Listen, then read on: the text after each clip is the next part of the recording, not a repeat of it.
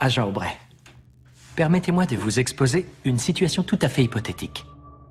Imaginez que je sois un bookmaker et qu'un agent du FBI me doive de l'argent, disons, dans les 30 000 $. Vous voudriez que je tire un trait sur cette dette? Vous avez déjà toute une collection de scalps, n'est-ce pas, Agatha? Sachez que vous pouvez y ajouter le mien quand vous voudrez.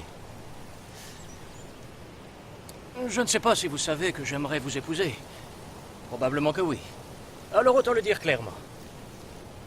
Je vous aime. C'est dit. Nous, on était trop petits.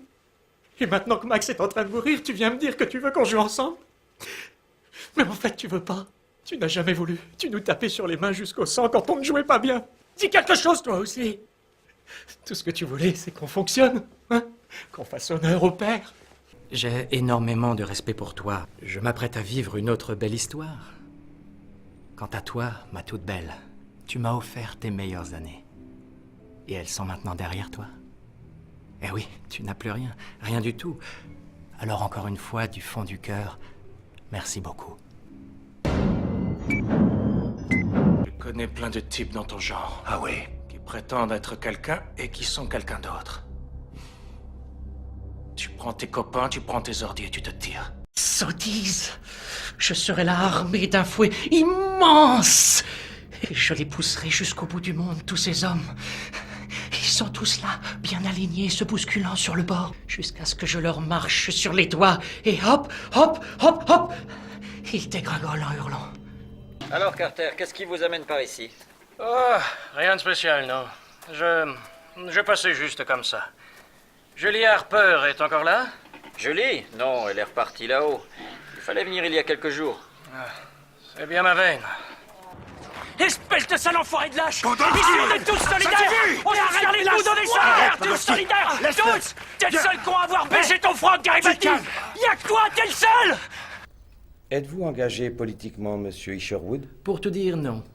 J'adhère difficilement à une cause. Je me sens constitutionnellement incapable de m'amener jusqu'au nécessaire. Pic d'enthousiasme.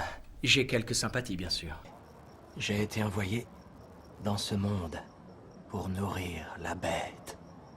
Et la bête a fait de moi un homme différent, un homme nouveau. Mais toi, tu es un parasite, un insecte insignifiant par rapport à son pouvoir. Ça m'est arrivé cette semaine. J'ai eu des gens débiles, des minables, des gens qui hésitaient, qui avaient peur, qui disaient que ça coûtait trop cher, que c'était difficile à utiliser, le mari qui ne volait pas, ou alors une amie qui leur a dit que l'accessoire pour vaporiser ne fonctionnait pas. Et puis je me demande ce qu'on en a à foutre de l'accessoire du vaporisateur. Mon père, c'est toi qui l'as tué. C'était il y a 20 ans. 20 ans, que dalle! C'est mon père qui conduisait cette putain de bagnole. Un petit chauffeur. Après ça, ma mère, elle s'est mariée qu'avec des connards. Et toi, qu'est-ce que t'as raconté à ton fils, hein?